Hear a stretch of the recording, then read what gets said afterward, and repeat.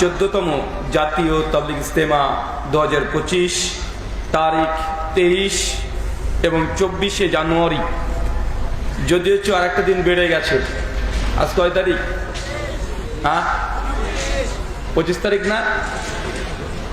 তো 23 এবং 24 জানুয়ারি আর ফ্রিতে আর একটা দিন, যে 2 দিন ব্যাপী এই ইজতেমা। মহান সত্তা আল্লাহ সুবহানাহু ওয়া তাআলার কাছে দোয়াই প্রার্থনা, আল্লাহ যারা আজকের এই ইজতেমাকে সফল করার জন্য সার্বিক দিক থেকে সাহায্য এবং সহযোগিতা করেছেন, তাদের প্রত্যেকের স্বতন্ত্রভাবে নাম নিয়ে শুকরিয়া আদায় করা সম্ভব নয়। তারপরেও আজকের এই চলন্ত সভার সভাপতি শেখ আব্দুস সামাদ সালাফি হাফিজাহুল্লাহ এবং প্রধান অতিথি ডক্টর আফা মা খালিদ হোসেন, বাংলাদেশ ধর্ম উপদেষ্টা। আজকে ইজতেমার দ্বিতীয় দিন এবং অন্তিম লগ্নে আমরা চলে এসেছি। এই জন্য মহান সত্তা আল্লাহ সুবহানাহু ওয়া তাআলার আরো একবার শুকরিয়া সুজুদ পড়ি, সকলে পড়ি আলহামদুলিল্লাহ। মহান সত্তা আল্লাহ সুবহানাহু ওয়া তাআলার কাছে দোয়া, এই প্রার্থনা, আল্লাহ সুবহানাহু ওয়া তাআলা আমরা মানুষ, আমরা কম বেশি ছোট বড় ভুল ত্রুটি বিচ্যুতি গুনাহ পাপ অন্যায় করে থাকি। আজকের এই আলোচনা সভার ওসিলায় আমাদের পেছনের ছোট ছোট গুনাহগুলোকে তুমি ক্ষমা করে দাও, সকলে পড়ি আমিন। সম্মানিত সুধী, বাদ আসর থেকে বিভিন্ন আলোচক, আলেম উলামা, শেখ মাশায়েখ, তারা গুরুত্বপূর্ণ আলোচনা আপনাদের সামনে পেশ করেছেন। নির্দিষ্ট একটি বিষয়ের উপরে আমাকেও আজকে যে বিষয়ে গুরুত্বপূর্ণ আলোচনা করার জন্য বলা হয়েছে, আলোচ্য বিষয় কোরআন এবং আধুনিক বিজ্ঞান। যদিও আলোচ্য বিষয় অনেক জটিল এবং অনেক কঠিন। রাত্রি প্রায় 1টা বেজে গেছে, এই সময়তে আপনাদের ব্রেনে কতটুক ধরবে কথাগুলো, এটা আমি নিজে বুঝতে পারছি যে কতটুকু বুঝবেন। কেন বিজ্ঞান বা সায়েন্সের এমন কোনো শব্দ, এমন কিছু শব্দ আছে যে শব্দগুলো আমি যদি বলি আজকে আপনার প্রথম শুনবেন, সেই শব্দগুলো ব্যাখ্যা বিশ্লেষণ করতে গেলে কমপক্ষে আরো 5-7 মিনিট লাগবে, মানে একটা সাবজেক্টকে বোঝানোর জন্য। যদি আপনাকে নিউরন বলি, আপনি ভাববেন এটা কি, খায় না গায়ে মাখে। যদি আপনাকে বলি যে বায়োলজিতে মানুষের ব্রেনকে নির্ভর করে নিউরন, এখন নিউরন কি অধিকাংশ মানুষই বুঝে না, এখন বুঝাতে হবে। এখন আপনার এখন যে কতটুকু আপনি বুঝবেন, এটা খুব জটিল আমার কাছে মনে হচ্ছে। তারপরেও খুব লম্বা আলোচনা করব না, জাস্ট বর্তমান বিশ্ব জগতের সবচেয়ে লেটেস্ট যে সায়েন্স, সেই সায়েন্সের নাম কি জানেন? সবচাইতে আল্লাহর সৃষ্টি করেছে কি, সবচেয়ে শ্রেষ্ঠ বিজ্ঞানীর নাম কি? বিজ্ঞানীদের বাপ বলা চলে, নাম কি? Albert Einstein. তিনি কেন বিখ্যাত? তিনি কি এমন মহান কাজ করেছেন যে তিনি বিখ্যাত হলেন? তার গবেষণা নতুন কিছু নয়, তো নতুন গবেষণা এটাই যেটা একটা সময়, টাইম নিয়ে গবেষণা করেছে। কি নিয়ে কথা বলেন? টাইম, সময়টা কি আপনি বের করতে পারবেন? সময় কি? এই যে আজকে মাগরিব থেকে আলোচনা চলছে, এই যে 1 সেকেন্ড আগে একটু আগে ওখানে বসেছিলাম, হাঁটতে হাঁটতে আপনাদের সামনে আসলাম, দাঁড়িয়ে পড়লাম, এই যে একটা সময় অতিবাহিত হয়ে গেল, এই সময় কখনো আর ফিরে আনতে পারবেন? এটা আর ফিরে আনা সম্ভব নয়। তো সময় জিনিসটা কি? এই সময়টা নিয়ে গোটা বিশ্ব জগৎ, সৃষ্টি জগৎ এর রহস্য ভেদ করার জন্য অ্যালবার্ট আইনস্টাইন তিনি অনেক লম্বা কাজ করেছেন এবং স্যার আইজাক নিউটনের প্রায় 50% থিওরিকে তিনি ভুল প্রমাণ করে গোটা বিশ্বের মানুষকে তিনি তাক লাগিয়ে দিয়েছেন। তার বিষয় ছিল theory of relativity. Theory of relativity বোঝেন? চলে আমি শুধু একটা জিনিস বলবো, খুব লম্বা আলোচনা করব না, ছোট্ট একটা আলোচনা। আর কোরআন মডার্ন সায়েন্স যদি শুনতে চান, ডাক্তার জাকির নায়েকের আলহামদুলিল্লাহ 2 ঘন্টার পর আলোচনা আছে যে চাঁদের আলো নিজের আলো না, ধার করা আলো। সূরা ফুরকান 61 নম্বর আয়াত, যে আল্লাহ সুবহানাহু ওয়া তাআলা বলেছেন চাঁদের আলো নূর, মুনির, কামার, এর অর্থ ধার করা আলো। আমরা এই আলোচনা শুনেছি কি শুনি নাই? আমরা জানি। আর সূর্যের আলোকে আল্লাহ বলেছে ওয়াহাজ বা দিয়া, এটা হচ্ছে প্রদীপ সমতুল্য। তো এখান থেকে বোঝা যায় যে কোরআন মাজিদে চাঁদের আলোর জন্য আলাদা অ্যারাবিক শব্দ ব্যবহার করেছে, আর সূর্যের আলোর জন্য আলাদা শব্দ ব্যবহার করেছে। তার মানে বোঝা যাচ্ছে কোরআন পার্থক্য করছে, চাঁদের আলো আর সূর্যের আলোর মধ্যে পার্থক্য আছে। আধুনিক বিজ্ঞান আজকে কয়েকশো বছরের মধ্যে বলছে জি হ্যাঁ, চাঁদের কোনো নিজস্ব আলো নেই, চাঁদের আলো ধার করা আলো, মানে সূর্যের যে আলো ওই আলো ছটা দেয় মূলত চাঁদে পড়ে। চাঁদে পার্সোনাল নিজস্ব ব্যক্তিগত কোনো আলো নেই। এটা বিজ্ঞান বলছে 100 বছর আগে, আর কোরআন বলেছে কত বছর আগে? 1400 বছর আগে। শুধু এই পয়েন্টটা এই জন্যই বললাম, চাঁদের আলো নিচের আলো না, ধার করা আলো।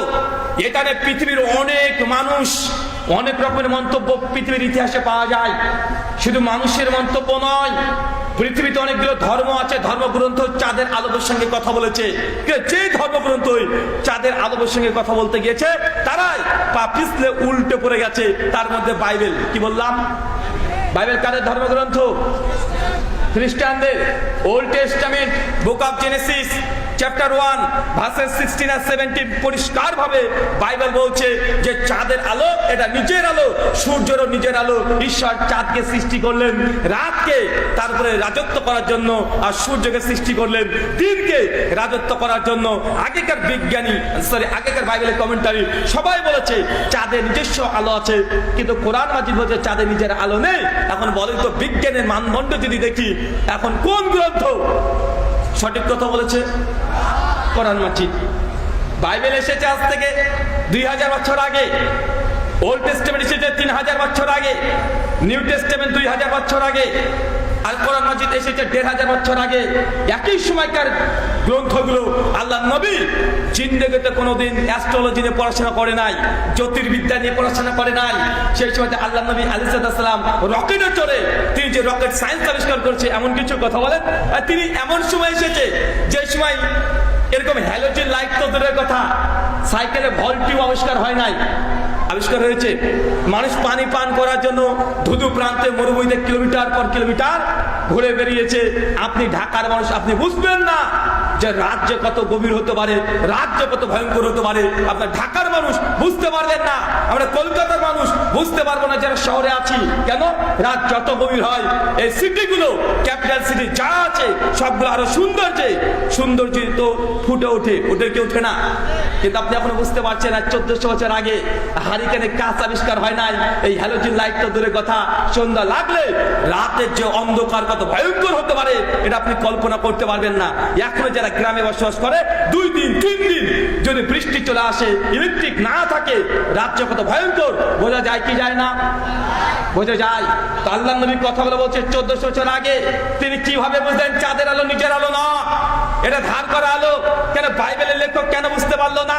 বাইবেলের লেখক কেন ভুল করে দিল? তার মানে বোঝা যাচ্ছে বাইবেল এটা কোনো আসমানি গ্রন্থ নয়, এটা মানব রচিত গ্রন্থ। আর কোরআন মাজিদ এটা রচনা কোনো মানুষ করেনি, রচনা করেছেন তিনি আল্লাহ, যিনি চাঁদ এবং সূর্যকে সৃষ্টি করেছে, তিনি এই তথ্যগুলো দিয়েছে। এটা থেকে প্রমাণ হয় ইসলামের সত্যতা। ভাই প্রমাণ হয় কি হয় না? আমি আরো অন্য শাস্ত্র নিয়ে কথা বলতে পারবো, কিন্তু সব শাস্ত্র নিয়ে যদি বৈজ্ঞানিক ভুল ধরি তাহলে আমাকে এই দেশে থেকে যেতে হবে, ওই দিকে যাওয়া যাবে না। তার মধ্যে একটা বলেই দিই, না বললেই নয়। শ্রীমদ ভাগবত গীতা অধ্যায় নম্বর 6 শ্লোক নম্বর 19 ভগবান শ্রীকৃষ্ণ বলছে চাঁদ যে চন্দ্র, এই চন্দ্রমা এটা হচ্ছে আমার এক চক্ষু, আর এক চক্ষু হচ্ছে আমার সূর্য। আমি প্রশ্ন করছি হিন্দু পণ্ডিতজিকে, পণ্ডিতজি আমি গীতার শ্লোকটা বুঝতে পারছি না। গীতা শ্লোক অধ্যায় 6 শ্লোক নম্বর 19 বলছেন যে শ্রীকৃষ্ণজি তিনি ভগবান, তিনি বলছেন চন্দ্র তিনি ঈশ্বর একটা চোখ, আর সূর্য আর একটা চোখ। এটা যদি মেটাফরিক্যালি দেখি তাহলে বোঝা যায় যে ঈশ্বরের এক চোখ কানা। কেন? চাঁদের তো নিজস্ব আলো নাই, ধার করা আলো। তো গীতা এই কথা বলে কিভাবে বলতে পারে ঈশ্বরের কি এক চোখ কানা? তো আমি বলেছিলাম সেই সময়তে আমরা এক চোখ কানা এরকম কনসেপ্ট ইসলামে আছে, তবে ভগবানের জন্য নয়, ঈশ্বরের জন্য নয়। ওই যে দাজ্জাল যিনি মিথ্যাবাদী মানুষকে ভুল পথে নিয়ে যাবে, তার জন্য এক চোখ কানা কথা বলা হয়েছে। এই কথা বলাতেই আপনাদের ঠিক ভুল করে দিলেন, আমার নামে 2টো কেস হয়ে গেল। সমস্যা এটাই, মানে আমরা যদি কিছু বলতে যাই সবকিছু ঠিক ভুল করে আপনার চিৎকার মেরে দিবেন, কিন্তু আমি যদি এখন বলতে শুরু করি ডজনকে ডজন আমি বলে দিতে পারবো। কিন্তু এগুলো হচ্ছে পৃথিবীর প্রত্যেকটা যতগুলো ব্রিটিশ ল আছে সব লয়ের এটা বিরুদ্ধে আমরা কথা বলতে পারি না। ইন্ডিয়ান আমরা যে আইপিসি আমাদের আছে 25 আর্টিকেল 153 এবং 248 সব জায়গাতে নিষিদ্ধ করা আছে কোন ধর্মের সমালোচনা করা যাবে না। জানবেন ধর্মগ্রন্থ পড়বেন, ধর্মের সমালোচনা করা যাবে না। তার জন্য আমরা বলতে চাই না, জাস্ট একটা উদাহরণ দিলাম। যেহেতু পড়েছি আমি ছাত্র, তাই এটা আমি অনেককে প্রশ্ন করেছি, প্রশ্ন করা যায়। আমার প্রশ্ন এটাই, ঈশ্বর বা ভগবান বা পরমাত্মা তার কি এক চোখ অন্ধ? আমি প্রশ্ন করতে পারি, আমি সমালোচনা করছি না, সমালোচনা করতেও চাই না। আমার দাবি হচ্ছে এটাই, আল্লাহ সুবহানাহু কোরআনুল মাজিদ যে স্বয়ং আল্লাহর রচনা করা, এই একটা তথ্য দিয়ে প্রমাণ হয়ে যায়। বাইবেল বলছে চাঁদের আলো নিজের আলো, পৃথিবীর সমস্ত ধর্মগ্রন্থ বলছে চাঁদের আলো নিজের আলো, একমাত্র কোরআন বলছে চাঁদের নিজস্ব কোনো আলো নেই। চাঁদের আলোর জন্য আলাদা শব্দ ব্যবহার করেছে, দেখবেন প্রত্যেকটা জায়গায় আল্লাহ কামার ব্যবহার করেছে, মুনির ব্যবহার করেছে, সূর্যের জন্য ওয়াহাজ ব্যবহার করেছে, দিয়া ব্যবহার করেছে, পার্থক্য করে দিয়েছে। চাঁদের আলো আর সূর্যের আলো শব্দের মধ্যে কোরআন মাজিদে পার্থক্য আছে। অতএব চাঁদের আলো আর সূর্যের আলো এক আলো নয়, অন্তত এতটুকু পরিষ্কার। পরিষ্কার কি পরিষ্কার নয়? পরিষ্কার। আল্লাহ সুবহানাহু ওয়া তাআলা তুমি আমাদেরকে এই কথা বোঝার তৌফিক দান করে, সকলে বলি আল্লাহুম্মা আমিন। কিছুদিন আগে দেখেছেন মাঝে মধ্যে নাস্তিকরা, বিশেষ করে নাস্তিক ইসলামের উপরে আক্রমণ করার জন্য একটা জিনিসকে বিজ্ঞানের সঙ্গে খুব মিলাতে যায়। কোনটা? আল্লাহর নবী হঠাৎ করে রাত্রেবেলাতে মেরাজে চলে গেলেন। অনেকেই এটাকে নিয়ে কটূক্তি করেছে, বলেছে মুহাম্মদ সাল্লাল্লাহু আলাইহি ওয়াসাল্লাম ঘোড়া নিয়ে, গাধা নিয়ে আকাশে উড়ে চলে গেল। তাহলে আকাশে যদি চলে যায় এটা কিভাবে সম্ভব? মেরাজটা অনেকেই অভিযোগ করে, কি করে না? আমি শুধু মেরাজ আর আধুনিক বিজ্ঞান অ্যালবার্ট আইনস্টাইন কি বলছে এই দুটো জিনিসকে আপনাকে সামনে রাখছি। মেরাজের তিনটে জিনিস মনে রাখবেন। এক, আল্লাহর নবী যে মেরাজ করেছিলেন কিসের মাধ্যমে? চাচা কিসের মাধ্যমে? হ্যাঁ, ভুল আছে এখানে। সেই রাত্রে দুটো জার্নি হয়েছে, একটা জার্নি হয় নাই, দুটো সফর করেছে আল্লাহর নবী। এক মসজিদুল হারাম, কাবা শরীফ থেকে বাইতুল মুকাদ্দাস, এই সফরটা হচ্ছে বুরাকের মাধ্যমে। আর বাইতুল মুকাদ্দাস থেকে সিদরাতুল মুনতাহার, এখানে বুরাকের কোনো কাজ ছিল না, বুরাককে বেঁধে রেখেছিল দুনিয়াতেই। কিন্তু এই সফর যেটাকে বলে মেরাজ, নাইট জার্নি, এটা হয়েছিল ফেরেশতা জিবরিলের মাধ্যমে। কথা কি বুঝতে পারলেন? সহিহ বুখারী কিতাবুস সালাত হাদিস 349 স্পষ্ট মজুদ আছে। মেরাজ থেকে তিনটে জিনিস বুঝি। এক, মেরাজ হয়েছে বুরাক এবং ফেরেশতা জিবরিলের মাধ্যমে। দুই, এটা হচ্ছে রাত্রিবেলাতে। তিন, আল্লাহ যখন মেরাজে চলে গেলেন তখন তিনি ভবিষ্যৎ দেখতে পেয়েছেন। কেমন ভবিষ্যৎ? ওই যে আল্লাহ দেখছেন ভবিষ্যতে যে জাহান্নামে প্রবেশ করলে নারী আর নারী, এত নারী জাহান্নামে। একটু বলে দেখছে যে জাহান্নামে জান্নাতের সামনে দিয়ে রুমাইসা আনাস বিন মালিকের আম্মা হাঁটাহাঁটি করছে, ঘোরাঘুরি করছে। মিশকাত আল মাসাবি হাদিস 4912 আল্লাহ দেখছেন জাহান্নামে প্রবেশ করলাম, দেখছে কিছু মানুষকে আল্লাহ উল্টো করে ঝুলে রেখে দিয়েছে। আল্লাহ ফেরেশতা জিবরিলকে বলেন, জিবরিল এরা কারা যাকে আজকে উল্টো করে ঝোলানো হয়েছে? আল্লাহ নবীকে বলছেন, ইয়া রাসূলুল্লাহ এটা হচ্ছে আপনার উম্মতের খোতাবা, বক্তাবান, যারা মানুষকে ভালো ভালো কথা বলতো, নিজে আমল করতো না, তাকে আজকে উল্টো করে তার জিহ্বাগুলোকে আমাদের কাছে কেটে দেওয়া হচ্ছে। এই হাদিসগুলো যখন আমরা বলি, অনেক মানুষের মধ্যে একটা প্রশ্ন, ভাই জি বলেন, এখনো তো কিয়ামত হয় নাই, এখন তো হিসাব হয় নাই, মানুষ জান্নাত জাহান্নাম তো এখনো যায় নাই, তো আল্লাহ নবী আগে থেকে কিভাবে দেখে আসলেন? একটা প্রশ্ন আছে না নাই? প্রশ্ন আছে না নাই? একটা প্রশ্ন আছে যে এখনো তো জান্নাত জাহান্নাম ফায়সালা হয় নাই, হাসরের মাঠ কায়েম হয় নাই, কিয়ামত সংগঠিত হয় নাই, ফুলসিরাত পার হয় নাই, তারপরেও আল্লাহ নবী কিছু মানুষকে জান্নাতে দেখছেন, কিছু মানুষকে আগে থেকে জাহান্নামে দেখছেন। তার মানে বোঝা গেল আল্লাহ নবী ভবিষ্যৎ দেখে চলে এসেছে। হচ্ছে কি হচ্ছে না? তার মানে কটা জিনিস বললাম। এক, মেরাজ আল্লাহ নবী করেছেন বুরাক এবং পাশাপাশি ফেরেশতারা দ্বারা। দুই, আল্লাহ নবী যেই রাত্রে গিয়েছে ওই রাত্রিতে ফিরে এসেছে। তিন, আল্লাহ নবী ভবিষ্যৎ দেখে এসেছেন। এই তিনটে এক পাশে রাখেন মেরাজের মূল কনসেপ্ট। কথা বুঝতে পারলেন? চলেন, অ্যালবার্ট আইনস্টাইন একটা বুক আছে, বই আছে 2 ভলিউমে, ইংলিশ ভার্সন, বাংলা ভার্সনও করা হয়ে গেছে, আপনারা রকমারিতে কিনে নিতে পারেন।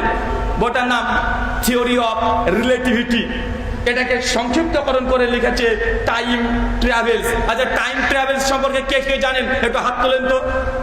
একজন, দুইজন, মাশাআল্লাহ, তিনজন, চারজন, মাশাআল্লাহ, পাঁচজন, মানে মোটামুটি মানুষ মানে বুঝে টাইম ট্রাভেল।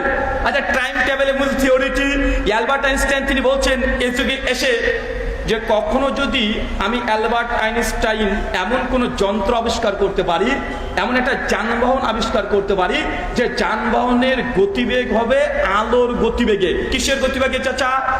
আলোর গতিবেগে। আলোর গতিবেগ কি তো বুঝলাম না, আমরা তো সাধারণ মানুষ চাচা। আলোর গতিবেগ মানে আলো 1 সেকেন্ডে কত কিলোমিটার যেতে পারে? 3 লক্ষ কিলোমিটার। কত কিলোমিটার চাচা? 3 লক্ষ কিলোমিটার। বাংলাদেশের টেকনাফ থেকে তেতুলিয়া কত কিলোমিটার? কত কিলোমিটার? হ্যাঁ, কি রে, কত? 1200 কিলোমিটার পার হবে। হ্যাঁ, মানে গোটা বাংলাদেশের এ প্রান্ত থেকে ও প্রান্ত 1500 কিলোমিটার সর্বোচ্চ ধরেন।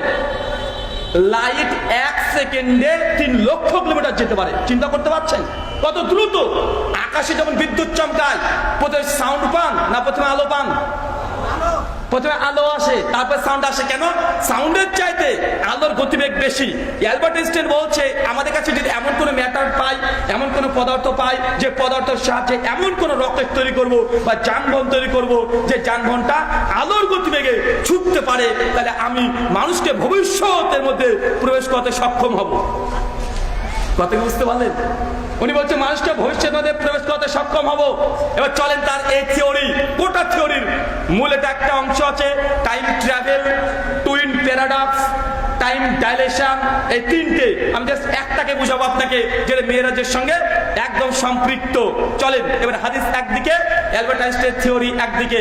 চাচা বলেন তো, বুরাক, এটা হাদিসে আসছে ঘোড়ার চাইতে একটু ছোট, গাধার চাইতে একটু বড়, এর গতিবেগ কত? সহিহ বুখারী 350 নম্বর হাদিস, আল্লাহ নবী বলছেন যে একটা মানুষের দৃষ্টি যত দূর, এই বুরাকের একটা ধাপ তত দূর। তার মানে মক্কা থেকে বাইতুল মুকাদ্দাস কত কিলোমিটার হবে? সর্বোচ্চ 1500 কিলোমিটার। তো আল্লাহ নবী এক রাত্রিতে 1500 কিলোমিটার যাওয়া কি খুব কঠিন? কথা বলেন। কারণ বুরাক এটা এসেছে আরবি শব্দ বারকুন থেকে। বারকুন মানে লাইট। এখন আল্লাহ সুবহানাহু ওয়া তাআলা যে যানবাহনটা পাঠিয়েছিলেন দুনিয়াতে নবীকে মেরাজের জন্য, যে জন্তুটাকে পাঠিয়েছেন, ওরা দুনিয়ার কোনো জন্তু নয়, ওরা দুনিয়ার কোনো প্রাণী নয়, এটা স্বয়ং জান্নাত থেকে আল্লাহ সুবহানাহু ওয়া তাআলা এটা প্রেরণ করেছেন। আর এই যানবাহনের মাধ্যমে যার দ্রুত গতিবেগ ছিল, দৃষ্টি যত দূর মানুষের যায়, একটা ধাপ তত দূর যাবে। তো আল্লাহ নবী 1500 কিলোমিটার লাইটের গতিবেগে যদি যায়, কত সেকেন্ড সময় লাগতে পারে? আপনি অ্যালবার্ট আইনস্টাইন থিওরিকে বিশ্বাস করতে পারেন, মুহাম্মদ সাল্লাল্লাহু আলাইহি ওয়াসাল্লামের কথাকে বিশ্বাস করতে পারেন না? অ্যালবার্ট আইনস্টাইন তো আজকের দিনে বলছে লাইটের গতিবেগে যদি আমাকে যায়, মানে সেকেন্ডে 3 লক্ষ কিলোমিটার, তাহলে আমি মানুষের ভবিষ্যতে প্রবেশ করতে পারবো। তো আপনি আল্লাহর নবীর কথাকে বিশ্বাস করতে পারলেন না। 2, আল্লাহ যখন মেরাজ করেছেন বাইতুল মুকাদ্দাস থেকে সিদরাতুল মুনতাহার পর্যন্ত, কিসের মাধ্যমে? কিসের মাধ্যমে? ফেরেশতা জিবরিল। আচ্ছা বলেন তো, ফেরেশতা কিসের তৈরি? কিসের তৈরি? নূর মানে কি? ফেরেশতাদের তৈরি সৃষ্টি তারা নূর দিয়ে, আলো দিয়ে। তো ফেরেশতা জিবরিলের গতিবেগ কত?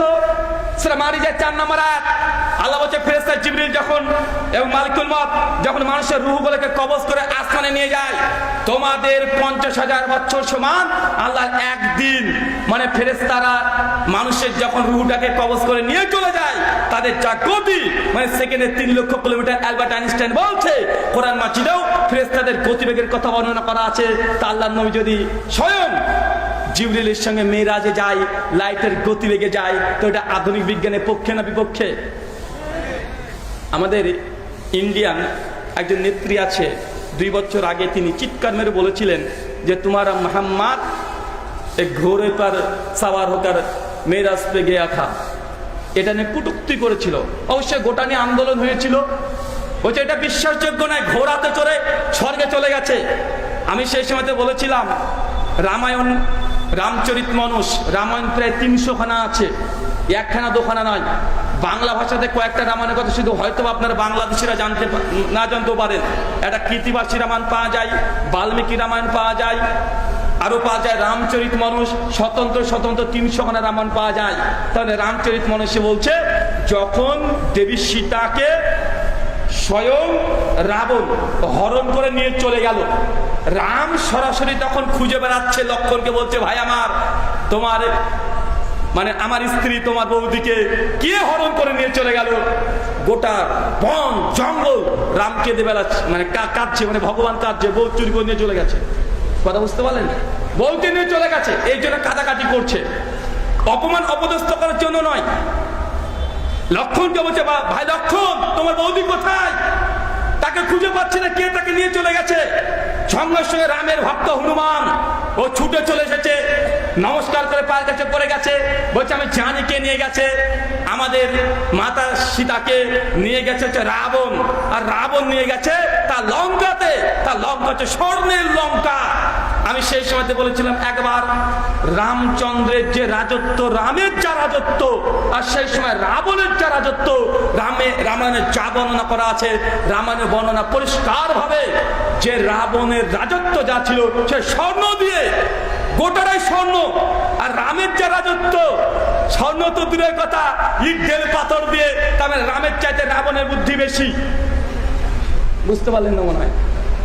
মানে রামায়ণে শুধু রাবণের যে রাজত্বের কথা বলা হয়েছে, গোটা লঙ্কাকে তিনি সাজিয়েছে সেই সময় গোল্ড, হীরা, মানিক দিয়ে, মানে রাবণের রাজত্বে কোনো অভাব নেই। আর রামচন্দ্রের রাজত্বে ছিল অভাব। শুধু অভাব নয়, মানুষ হরিণ মেরে সেই সময় খেত, মানুষ সেই সময় কুলি কামারি কাজ করত।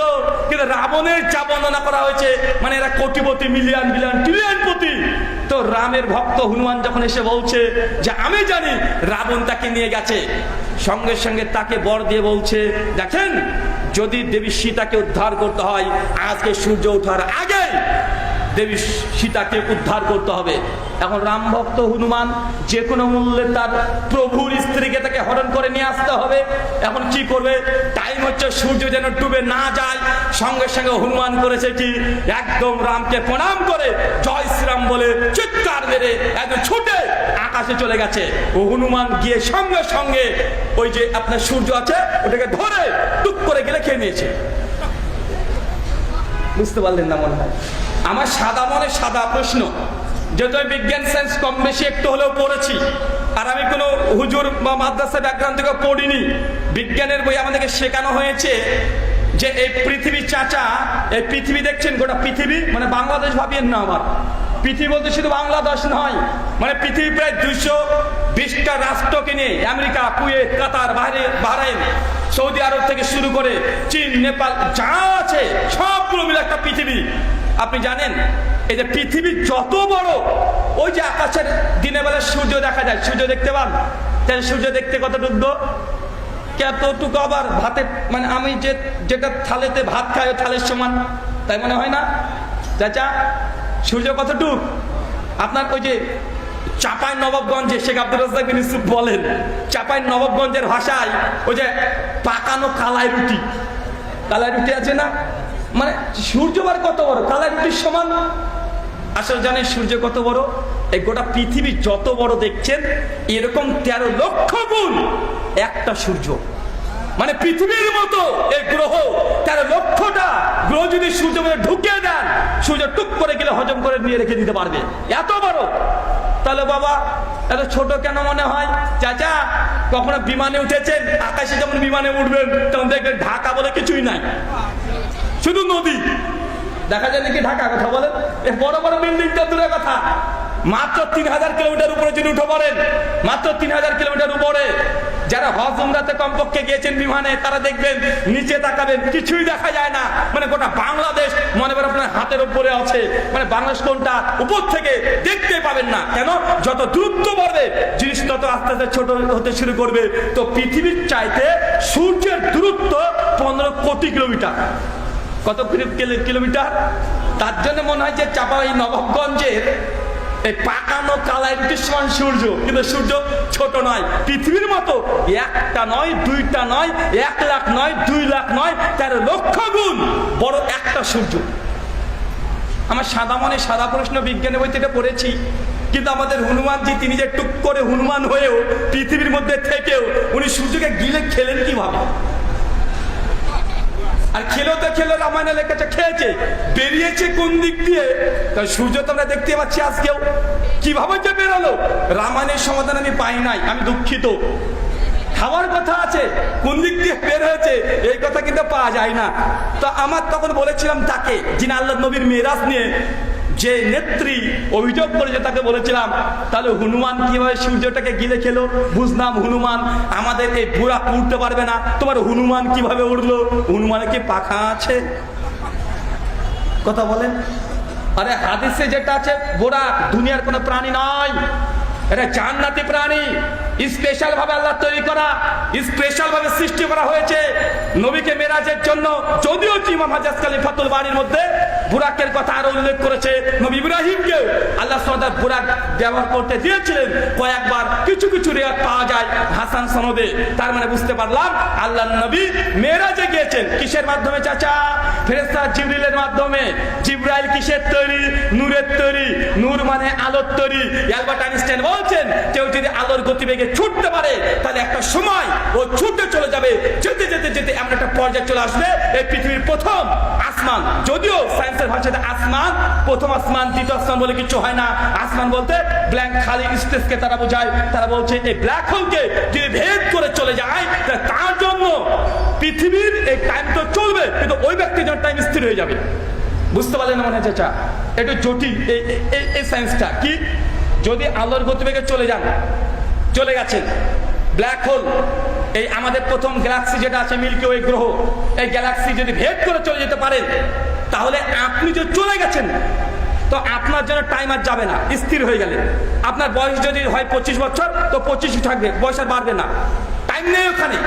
পৃথিবীতে সময় চলে যাচ্ছে 1000 বছর, 2000 বছর, 5000 বছর, আপনি চলে গেছেন, তারপরেও আপনার জন্য কোনো টাইম যাবে না। আপনি যখন ফিরে আসবেন, যেমন বয়স আপনার 25 বছর 3 দিন ছিল, ওই 25 বছর 3 দিনে থাকবে। তো আল্লাহর নবী যে রাত্রে মিরাজে গিয়েছেন ওই রাত্রে নবীর জন্য ফিরে আসা কি খুব কঠিন ছিল? কেন? তো নবীর তো যানবাহন ছিল লাইটের গতিবেগে যানবাহন, ফেরেশতা জিবরিল, তো জিবরিল তো নূরের তৈরি, আলোর তৈরি। তো তুমি আল্লাহর নবীর এই সায়েন্সকে বিশ্বাস করতে পারছো না। 1400 বছর আগে আবু জাহেল সে বিশ্বাস করেনি, কারণ সে বিজ্ঞান সম্পর্কে ধারণা ছিল না। তুমি তো আধুনিক বিজ্ঞানে বিশ্বাসী। অ্যালবার্ট আইনস্টাইনকে তুমি মনে করছো গোটা বিশ্ব জগতে তিনি গড। কেন? কারণ তারা মনে করছে সায়েন্স হচ্ছে ঈশ্বরের জায়গাকে দখল করে নিয়েছে। তো তুমি আল্লাহর নবীর এই সায়েন্সকে কেন অস্বীকার করছো? তার মানে তুমি সত্য জানার পরেও সত্যকে গ্রহণ করছো না। আবু জাহেলের মতো তুমিও টাটকা আবু জাহেল, নব্য আবু জাহেল। তৃতীয় একটা যেটা বললাম কি, ব্ল্যাক হোল। আল্লাহ যখন মেরাজে যাচ্ছিলেন প্রথম আসমান, তখন একটা নবী দাঁড়িয়ে আছে। কে? আমি মুহাম্মদ। আচ্ছা, আপনার জন্য গেট খুলে দেওয়া হলো। দ্বিতীয় আসমানে চলে গেলেন। তৃতীয় আসমানে সমস্ত নবীরা দাঁড়িয়েছিল জান্নাতে, মানে প্রত্যেক আসমানে একটা করে দরজা। এ হাদিস পাচ্ছেন না? কিছুদিন আগে সায়েন্স আমাদেরকে শিখিয়েছে, আমরা নিজেরাই পড়েছি, 5-7 বছর আগে আমরা পড়েছি যে আকাশের কোনো গেট বা দরজা প্রথম আসমান দ্বিতীয় আসমান নেই। কিন্তু কিছুদিন আগে ব্ল্যাক হোল আবিষ্কার হয়ে গেছে, যে একটা গ্যালাক্সি থেকে বের হয়ে গেলে তার এই যে মানে ব্ল্যাক হোল এই গর্ত ভেদ করে আরেকটা গ্যালাক্সির মধ্যে প্রবেশ করতে হয়। তো আল্লাহ নবীর সঙ্গে এই ব্ল্যাক হোলকে মিলিয়ে দেন যে আল্লাহ নবী প্রথম আসমান, দ্বিতীয় আসমান, তৃতীয় আসমান ভেদ করে গিয়েছে। না এটাকে বিজ্ঞানের সঙ্গে সাদৃশ্যপূর্ণ না কন্ট্রাডিকশন করছে? জি না। চতুর্থ বিষয় এখান থেকে প্রমাণ হয় যে আল্লাহ নবী তিনি কি করলেন? তিনি যখন স্পিড অফ লাইটের গতিবেগে চলে গেলেন, তিনি ভবিষ্যতের মধ্যে প্রবেশ করলেন। এই যে জান্নাত জাহান্নাম আগে থেকে দেখে এসেছে। অ্যালবার্ট আইনস্টাইন বলছে কেউ যদি টাইম ট্রাভেল করে, টাইম ট্রাভেল জানা আছে তো? হ্যাঁ, টাইম ট্রাভেল জানা আছে তো? যদি না জানেন ভাবেন যে হুজুর আর কি জানে, কারণ আমাদের মুখে দাঁড়িয়ে আছে, মাথায় টুপি আছে, মানে আমরা মূর্খ, কিছুই জানি না। এমন আছে না ভাইজান? এই জন্য ডক্টর জাকির নায়েক বলেছেন যে আমি যে টাইকোট প্যান্ট পরি এটা আমার দেখতে ভালো লাগে, মোটেও তা না। আমি জানি টাইকোট প্যান্ট পরে আমাকে দেখতে অনেকটা জোকারি মনে হয়, কিন্তু পরি এই জন্য যে পাঞ্জাবি জুব্বা পরি। তো বলে হুজুরের কথা কে শুনবে? আমি বিজ্ঞান বলি, সায়েন্স বলি, ও যাই বলি, আমি যে ডারউইনের মতবাদ নিয়ে আলোচনা করি, তো আমার Darwin theory of evolution, Darwin এই মতবাদ ব্যাখ্যা করলে অনেকে ডায়রিয়া শুরু হয়ে যেতে পারে। এমন আছে না? নাই কথা বলেন। ওই জন্য আমি এটাকে ব্যবহার করি হিকমা হিসাবে। টাইকোট করে থাকবো তোর কিছু মানুষ না না, লোকটা একটু শিক্ষিত আছে, কেন ইংরেজিতে কথা বলছে, আর ইংরেজি মানে সত্য কথা। বাঙালির কাছে এরকম ধারণা আছে না ভাইজান?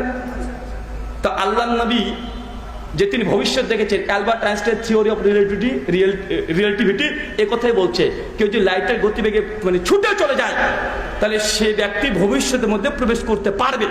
এটা কতটুকু হবে আল্লাহু আলাম, আল্লাহ ভালো জানে। তো তার থিওরি যে এটা হওয়া সম্ভব, আর এই নিয়ে হলিউডে না হলেও কয়েক ডজন তার সিনেমাও তৈরি করে ফেলেছে। কয়েকশো আর্টিকেল ইউটিউবে চলে যান, জাস্ট লিখেন টাইম ট্রাভেল, কয়েক হাজার আপনি ডকুমেন্টারি ভিডিও পেয়ে যাবেন। অনেকে দাবিও করেছে যে আমি টাইম ট্রাভেল করে আমি ভবিষ্যৎ দেখে এসেছি। অনেকে এই দাবি করেছে এই যে আসাবে কাহাপের ওই যে মানুষগুলোকে ঘুমিয়ে দিয়েছে, এটাকেও আপনি টাইম ট্রাভেল দিয়ে আপনি আপনি সাদৃশ্য দেখাতে পারেন, এটা অযৌক্তিক কোনো কিছু নয়। আল্লাহ নবী ভবিষ্যৎ দেখেছে, আগে মানুষ জান্নাত জাহান্নাম দেখেছে, কারণ তিনি লাইটের গতিবেগে তিনি ভ্রমণ করতে পেরেছেন। এটা অ্যালবার্ট আইনস্টাইনের থিওরি অনুযায়ী আলহামদুলিল্লাহ আল্লাহ নবী মেরাজ কমপ্লিটলি পুরোটাই সায়েন্সের সঙ্গে কোনো কন্ট্রাডিকশন করে না। আল্লাহ সুবহানাহু ওয়া তাআলা আমাদেরকে তুমি ইসলাম বিজ্ঞান ভিত্তিক বোঝা থেকে পরিত্রাণ দান করেছে বলে বলি আমিন। আমরা কখনোই বিজ্ঞান দিয়ে ইসলামকে সত্যতা প্রমাণ করার চেষ্টা করি না, কিন্তু কিছু কিছু মানুষ আছে যখন বিজ্ঞানটাকে মনে করে যে না এটাই আমাদের মানদণ্ড, তখন আমরা জাস্ট দেখে দিই। তোমার বিজ্ঞান আজকে যে কথাটা বলেছে, আমার কোরআন মাজিদ ১,৫০০ বছর আগে তোমার যখন জন্মই হয়নি, তোমরা যখন চিন্তায় করতে পারোনি, তার আগেই কোরআন মাজিদে এই কথা জানিয়ে দিয়েছে। আমরা কখনো বিজ্ঞান দিয়ে কোরআনকে বা ইসলামকে যাচাই করি না, প্রয়োজন নেই। আমাদের ঈমান আমাদের নবী আলাইহিস সালাম যা দিয়ে গেছেন আমরা এটা বিশ্বাস করি। কথা বুঝতে পারলেন? অনেকে বলতে হবে বিশ্বাস করো, বিশ্বাস তো আবার অন্ধবিশ্বাস। একজন নাস্তিকের সঙ্গে ডিবেট হচ্ছিল, ও তখন বলছে যারা মুমিন হয়, মুমিন মানেই তো বিশ্বাসী। কোরআন শুরু হয়েছে অন্ধবিশ্বাস দিয়ে, কি আলিফ লাম মিম জালিকাল কিতাব, বলছে জালিকাল কিতাব, কিতাবের মধ্যে কোনো সন্দেহ নেই, লা রাইবা ফি, মানে কোনো রকমের ত্রুটি বিচ্যুতি ভুল ত্রুটি কোনো কিছুই না এই কিতাবে নেই। তারপরে শুরু হয়ে গেল যারা গায়েবে বিশ্বাস করে, যারা পরকালে বিশ্বাস করে, মানে এই যে অন্ধবিশ্বাস হয়ে গেল না? তাহলে তো ইসলাম তো অন্ধবিশ্বাস দিয়ে শুরু হচ্ছে। আমি তখন ওই সায়েন্স মানে যিনি বিজ্ঞানী বা বিজ্ঞানকে মানদণ্ড করছে নাস্তিককে বলেছিলাম, ভাইজান বুঝলাম, আচ্ছা বলেন তো মানুষ কি থেকে এসেছে? বলছে কেন থিওরি অফ ইভলিউশন, তো চার্লস ডারউইনের থিওরি, মানুষ এসেছে এককোষী জীব থেকে, এককোষী প্রাণী থেকে। আমি তখন বলেছি তোমাকে আমি লাইব্রেরিতে ঢুকিয়ে দিব মানে বিবর্তনবাদ এই থিওরি, তোর বাপ প্রমাণ করতে পারবে? পারবি তুই? জীবিত যতগুলো নাস্তিক আছে বলেন, তোকে একদম ডারউইনের ওই লাইব্রেরিতে ঢুকিয়ে দিব, তুই প্রমাণ করে দেখা মানুষ এককোষী জীব থেকে এসেছে। ও তখন বলে না না আমি পারবো না, কিন্তু এটা ডারউইন তো প্রমাণ করে গেছে। তো বিজ্ঞান কি? বিজ্ঞান কাকে বলে? বিজ্ঞান তো বিশেষ জ্ঞান। তো যে বিষয়ে যে জ্ঞান অর্জন করেছে ও বিজ্ঞানী, কিন্তু তুমি যে ডারউইন মতবাদকে তুমি নিজে প্রুভ করতে পারবে না। তোমাকে যে ডারউইন মতবাদ প্রুভ করতে দিই, ডারউইন মতবাদ প্রুভ করতে গিয়ে প্রমাণ করতে গিয়ে তুমি ডায়রিয়া হয়ে তোমাকে নিজেরই বসে থাকবে। তো তুমি তো ডারউইন মতবাদের শুধু বই পড়ে পড়ে তুমিও তো অন্ধবিশ্বাসী। তোমার মধ্যে আমার মধ্যে পার্থক্য কি? তুমি চলে গেছো ডাক্তারের কাছে, ডাক্তারকে গিয়ে বলছো যে ডাক্তার মশাই পেটে আমার ব্যথা হয়েছে। ডাক্তার আপনাকে চেক টেক করে ঘষাঘষ 2-4টে কলম দিয়ে লিখে দিল। আপনি একজন সাধারণ মানুষ, আপনি বিজ্ঞানে বিশ্বাস করেন, কিন্তু আপনি যে মেডিসিন সম্পর্কে ধারণা আছে, এটা কি সম্ভব? কথা বলেন, এটা সম্ভব নয় যে একজন মানুষ সব বিষয়ে জ্ঞানী হবে। তো ডাক্তার যা লিখে দিল তুমি তাই বিশ্বাস করে নিয়ে তুমি চলে গেলে ডাক্তারের কাছে ওষুধ কিনে খেয়ে, এখন ডাক্তার তোমাকে বিষ দিল না ওষুধ দিল, তুমি বেটা বুঝলে কি? কিন্তু ডাক্তার তো অন্ধের মতো বিশ্বাস করে তুমি ওষুধ খাচ্ছ। তো সাধারণ মানুষের কাছে ওই যে মানে ডাক্তারও যা আর সাধারণ মানুষের কাছে হুজুরও তাই, কোনো সমস্যা নেই। কারণ তুমি ডাক্তারকে বিশ্বাস করে ডাক্তার যা লিখে দিচ্ছে তুমি তাই খেয়ে ভাবছো তুমি সুস্থ হয়ে যাবে। তো সাধারণ মানুষ ও ঝাড়ফুঁক করছে। তোমারটা যদি অন্ধবিশ্বাসী না হয়, আমাদের মুসলমানের এটা অন্ধবিশ্বাসী না। তুমি প্রমাণ পেশ করো তুমি অন্ধবিশ্বাসী না।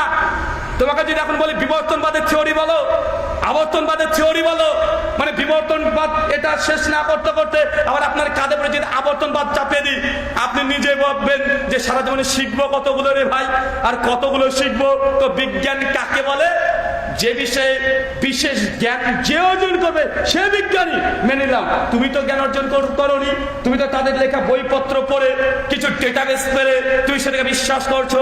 তো তুমি যদি অন্ধবিশ্বাসী না হও, আমি আমার নবী যা বলেছে কোরআন হাদিসে যা আছে আমি পড়ে বিশ্বাস করছি, তো তোর মধ্যে আর আমার মধ্যে পার্থক্য কি? পার্থক্য কি?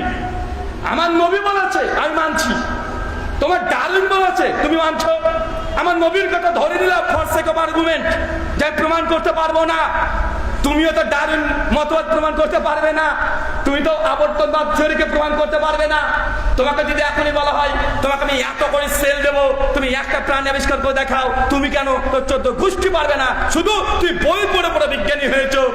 তুমি যদি অন্ধবিশ্বাসী না হও, আমি কোরআন হাদিস পড়ে পড়ে ধার্মিক হয়েছি, আমি কেন অন্ধবিশ্বাসী হবে?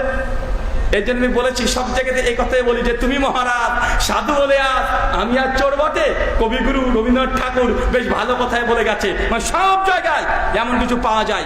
আল্লাহ সুবহানাহু ওয়া তাআলা আমাদেরকে বোঝার তৌফিক দান করে, সকলে বলি আমিন। আমার দুটো আলোচনা আছে, ইউটিউব গিয়ে শুনে নেবেন। আল্লাহ নবী জন নবী, এটা বৈজ্ঞানিক ভাবে সাইকোলজি দিক দিয়ে আজকের দিনে 2025-এ প্রমাণ করা যায়, সম্ভব যে আল্লাহ নবী তিনি নবী ছিলেন, এটা বিজ্ঞান দিয়ে প্রমাণ করা যায়। আমি প্রমাণ করেছি, একটা আলোচনা আছে, ইউটিউব দিয়ে শুনে নেবেন।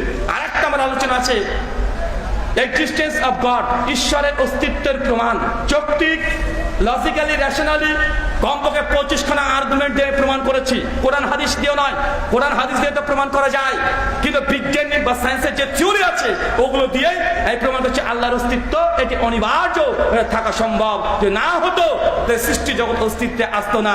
ওই দুটো আলোচনা শুনে নেবেন।